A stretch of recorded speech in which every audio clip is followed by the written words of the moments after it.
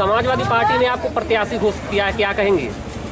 सर्वप्रथम पत्रकार महोदय बहुत बहुत धन्यवाद देना चाहती हूँ आप सभी को और सभी दर्शक मित्रों को प्यार भरा नमस्कार सादर करती हूँ कि अपने शीर्ष नेतृत्व माननीय अखिलेश यादव जी का कोटि कोटि धन्यवाद करती हूँ कि जैसे वो कहते हैं कि वो पीडीए की लड़ाई लड़ रहे हैं, वो सही साबित होता है, हमेशा ही सही साबित होता है। अभी राष्ट्रीय अध्यक्ष जी द्वारा पीडीए जनपंचायत के कार्यक्रम चल रहे हैं, मैं लगातार वहां जा रही हूं। अभी अगर आप मुझे देख रहे हैं तो मैं गोपलापुर में मौजूद हूं। यहाँ की एक समस्या है कि यहाँ पे एक सार्वजनिक ताल है जो कुछ दबंगों द्वारा उसे हथियाया जा रहा है, लगातार उस पर निर्माण कार्य उनका शुरू है। ग्रामीण जनों की मांग है कि वो अगर सार्वजनिक ताल है तो वहाँ विद्यालय बन जाए या कुछ धर्मशाला जैसा कुछ निर्माण हो जाए या फिर वहाँ पे एक पार्क बन जाए, पार्क की सुविधा हो जाए। लेकिन वो दबंग सुन ही नहीं रहे हैं। कोई ना कोई जैक लगाकर पुलिस प्रशासन में यहाँ वहाँ अपनी पहचान बताकर वो निर्माण कार्य लगातार अपना शुरू कर रहे हैं।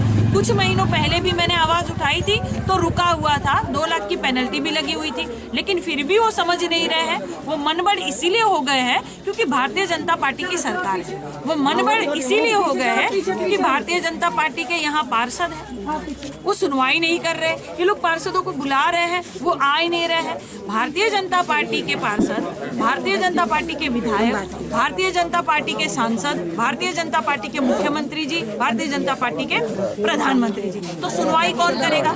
एक तो विपक्ष में नेता ऐसा होना चाहिए जो जनता की सुनवाई कर सके, उनकी न्याय की लड़ाई लड़ सके, उनके लिए आवाज उठा सके, उनकी समस्या का समाधान कर सके। इसीलिए मैं आई हूँ। जहाँ भी जनता की समस्या होगी, जहाँ भी जनता मुझे बुलाएगी वहाँ मैं पहुँच जाऊंगी। जबकि मेरे पैर में फ्रैक्चर हुआ है, कुछ दिन मैं लगातार लाठी से चली, लेकिन पैर में सूजन आ गई तो मैंने व्हीलचेयर खरीद लिया है। व्हीलचेयर के माध्यम से चलूंगी, लेकिन अपनी जनता के बीच में चलूंगी, इनके हक की न्याय की आवाज उठाने का काम करूंगी। और इस बार जनता ही भारतीय जनता पार्टी को जवाब देगी, क्योंकि महापौर चुनाव में जो हमारे साथ धांधली होने का काम किया था, जो दलित पिछड़ा समाज की महिला के साथ ये लोग धांधली करने का काम करते हैं, इसका जवाब जनता देगी। ये जनता सत्ता परिवर्तन करेगी, इसलिए जुड़ेगा इंडिया और जीतेगा इंडिया। 2018 के अगर उपचुनाव को छोड़ दें तो बीजेपी लगातार जीतती आ रही है, कैसे फेस करेंगी? बिल्कुल, इसीलिए तो कह रही हूँ कि हर अगर नेता भारतीय जनता पार्टी के होंगे और सुनवाई भी नहीं करेंगे, जैसे मैं अभी गोपलापुर में मौजूद हूँ, यहाँ के वार्ड के जो पार्षद है भारतीय जनता पार्टी के, वो आए भी नहीं। जनता बुला बुला के थक गई है, जनता बुला बुला के थक गई। बुला रहे थे ना आप लोग पार्षद को, आए हैं नहीं? तभी ये लोग कितना बुला रहे हैं, लेकिन वो इनकी समस्या का समाधान करने नहीं आ रहे, देखने तक नहीं आ रहे कि क्या समस्या है। यहाँ से उनको वोट मिलता है, जीतने के बाद अपनी सुख सुविधा के लिए वो चले जाते हैं। काजल निषाद सुख सुविधा छोड़ कर आई है।